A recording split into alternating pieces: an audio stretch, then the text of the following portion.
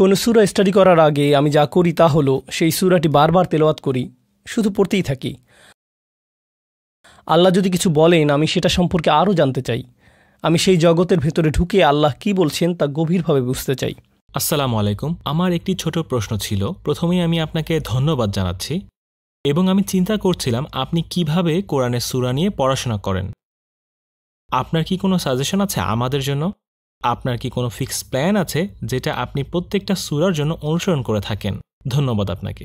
এটা তো বেশ কঠিন মনে হচ্ছে। আমার পদ্ধতি এখনও আপনারা অনুসরণ করতে পারবেন না, কিন্তু আমি চাই আপনাদের এমন অবস্থানে নিয়ে যাব যে আপনারা তখন আমার পদ্ধতি অনুসরণ করতে পারবেন।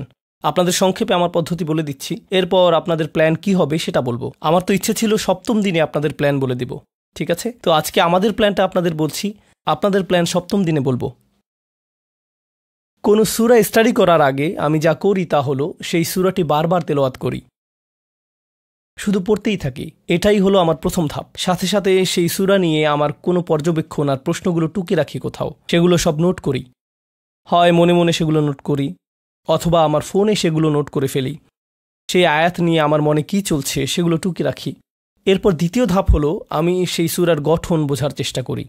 এই সূরার ভেতর আলোচিত ধারণাগুলোর গঠন প্রণালী বোঝার চেষ্টা করি।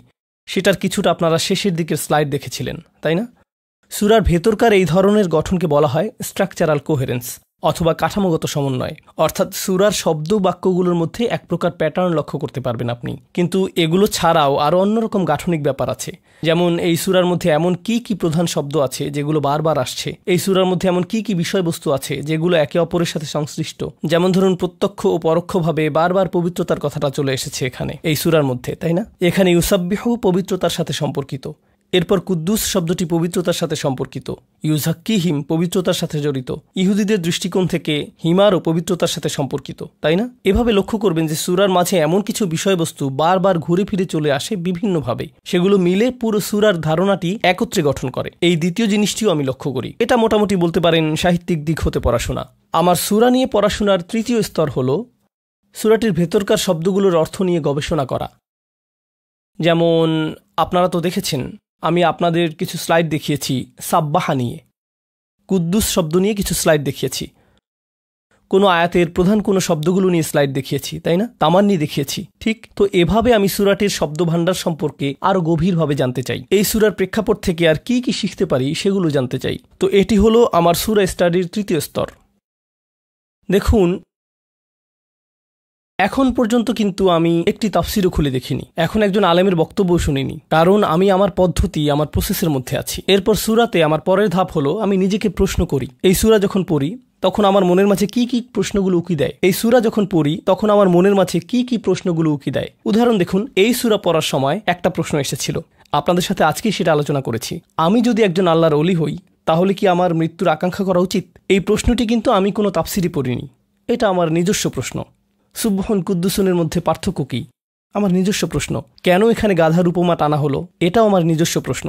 তো প্রত্যেক সূরায় আমার নিজস্ব প্রশ্নের একটা লিস্ট থাকে। এরপর আমি এই সূরাগুলোর উত্তর পুরো কোরআন ঘেঁটে বের করার চেষ্টা করি। তারপর আমি নতুন আরেক দিক হতে শুরু করি, অন্য কোনো ধারা হতে বোঝার চেষ্টা করি। হ্যাঁ, জানি অনেকগুলো দিক এখানে আছে সত্যি, কিন্তু আমার কোরআন স্টাডির আরেকটা ক্ষেত্র হলো কোরআন যদি কোনো কিছু উল্লেখ করে আমি সেই জিনিস সম্পর্কে কোরআনের বাহির হতেও জানতে চেষ্টা করি। যেমন ধরুন, আমি সম্ভবত কমপক্ষে 2টো লম্বা ভিডিও দেখেছি, 2টি আলাদা আলাদা ডকুমেন্টারি দেখেছি শুধুমাত্র গাধা নিয়ে। আরও অনেকগুলো আর্টিকেল পড়েছি। কেন? কারণ আল্লাহ গাধার আলোচনা করেছেন, অর্থাৎ তিনি যদি কিছু নিয়ে কথা বলেন আমি সেটা সম্পর্কে আরও জানতে চাই। এভাবেই আসলে সূরা নিয়ে আমার মস্তিষ্ক কাজ করে। আমরা যখন সূরা আয-যারিয়াত পড়েছিলাম, আয-যারিয়াতি যারওয়া, যেই বাতাস প্রবাহিত হয় বয়ে নিয়ে যায়, তো আমি তখন বাতাস নিয়ে গবেষণা শুরু করে দিলাম। ন্যাশনাল জিওগ্রাফির বাতাস নিয়ে আর্টিকেল পড়লাম, হতে অন্য স্থানে যায়, উত্তর আটলান্টিকের বাতাসের সাথে প্যাসিফিকের বাতাসের পার্থক্য, বাতাস কী কী বয়ে নিয়ে যায়, শুধুমাত্র তাপমাত্রা আর জলীয় বাষ্প না, ধুলোবালি আর পরাগরেণুও নিয়ে যায়, আমি সব জানতে চাই। যদি অন্য কোনো সূরাতে আলোচনা আসে, যেমন শেষ সূরাতে আল্লাহ সন্ন্যাসীদের আশ্রমের কথা বলেছেন, তো আমাকে এখন জানতে হবে ক্যাথলিক চার্চ আর সন্ন্যাসীদের জীবন কিভাবে শুরু হলো, এসবের ইতিহাস কি। যেহেতু আল্লাহ উল্লেখ করেছেন যে তারা সন্ন্যাসীদের জীবন পালন করত, এখন আমি জানতে চাই সন্ন্যাসীদের জীবন কেমন, কিভাবে এই চর্চা এলো, এরপর কি হলো। বুঝতে পারছেন? ডক্টর সাহিবা আর আমি একে বলি কোরআনের জগৎ। আল্লাহ কিছু একটা উল্লেখ করলেই আমি যেই জগতে ঢুকে যেতে চাই, আমি যেই জগতের ভেতরে প্রবেশ করে আল্লাহ যেটা উল্লেখ করেছেন সেটা সম্পর্কে গভীরভাবে জানতে চাই। ঠিক আছে? আর এটা কিন্তু ভিন্ন এক রকমের অন্তর্দৃষ্টি উন্মুক্ত করে দেয়, একেবারে নতুন একটা দৃষ্টিভঙ্গি। যেমন ধরুন বাইবেলের কিছু উপমাগুলো ডক্টর সুহাইব, আসলে ডক্টর সাকিব আমাকে সেটা দেখিয়ে দিলেন। আপনাদের আমি গাধা নিয়ে যেই জিনিসটা দেখিয়ে দিয়েছিলাম, গাধা বহন করছে যে সেই ব্যাপারগুলো, এটাও ছিল আরেকটা পদ্ধতি, আরেকটা স্তর। এরপর শেষের দিকে এসে আমি তাফসির শোনা শুরু করি। শায়েখ মোহাম্মদ মুতাওয়াল্লি আশ-শারওয়ির তাফসির শুনি।